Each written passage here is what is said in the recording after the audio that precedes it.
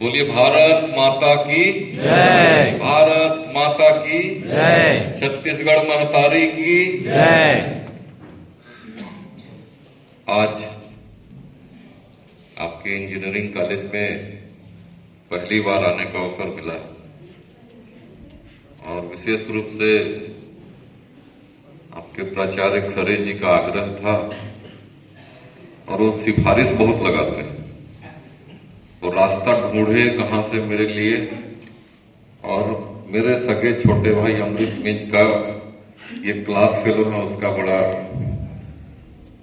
और सोर्स भी लगाए, फोन भी करवाए कि भैया जाना है। तो खरे जी बहुत हर प्रकार से जिस काम को करना है उसके लिए हर प्रकार की रास्ते टेक्निकल चीजें ढूंढते हैं। सब आज के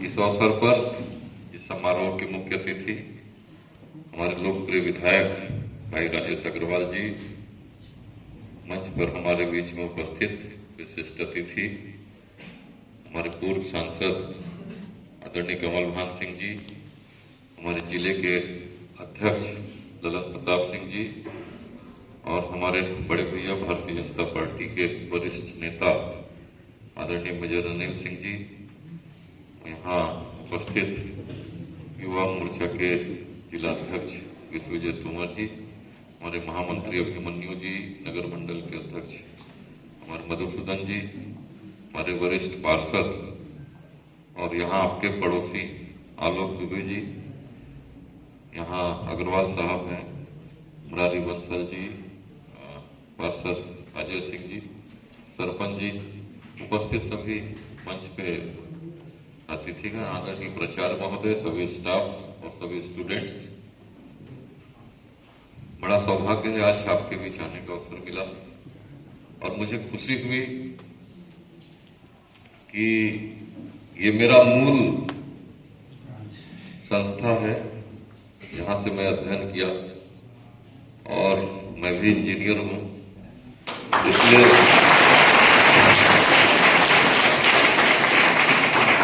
अपनों के बीच में, अपनी संस्था के बीच में आने से और प्रसन्नता होती है। और मेजर साहब ने बहुत विस्तृत रूप से कहा शिक्षा के बारे में। वास्तव में शिक्षा हमारे भारत देश की जो शिक्षा नीति है और जो परिवेश है, वो एक समय था जब हम सब लोग पढ़ते थे तो एक मोटो होता था कि क्या बनोगे। बचपन से ही हमारे माँ बाप लोग पूछते थे और मन में एक दिमाग में बात घुसती थी, तो ये लगता था कि बनोगे, बड़ा होकर क्या करोगे। तो लोग कहते थे कलेक्टर, एसपी, इंजीनियर, डॉक्टर, इससे ज्यादा नहीं बोलते थे लोग। तो शुरुआत से ही हमारी शिक्षा में बचपन से ही एक दिमाग में बातें आती थी कि हमको बनना है तो इंजीनियर भी बनना है, डॉक्टर भी बनना है।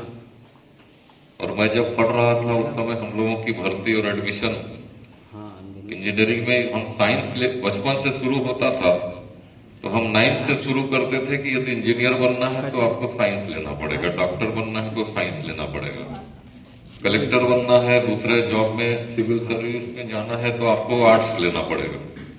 तो भूमिका एक युवा अवस्था से ही शुरू होती थी और वो टारगेट करके जाते थे और परसेंटेज पे एडमिशन होता था उस समय। तो 11वीं का समय, हम लोग के समय 11वीं का था, मैट्रिक का, और परसेंटेज आते थे उसके अनुसार अप्लाई करते थे और कॉलेज का डिस्ट्रीब्यूशन होता था, जहां जिस कॉलेज में जितने अपने सीट्स है उसके हिसाब से होता था। लेकिन आज कुछ परिवर्तन है। आज नए समय में आपके पीटी, पीएफटी और बाकी चीजें, नीट वगैरह लिखना पड़ता है, उसमें आपको परफॉर्मेंस देना पड़ता है, तब आपका एडमिशन होता है। तो ये हम जो क्षेत्र में बढ़ रहे हैं तो समय समय के साथ हम नई नई नीतियों में, नई नई टेक्नोलॉजी के साथ बढ़ रहे हैं।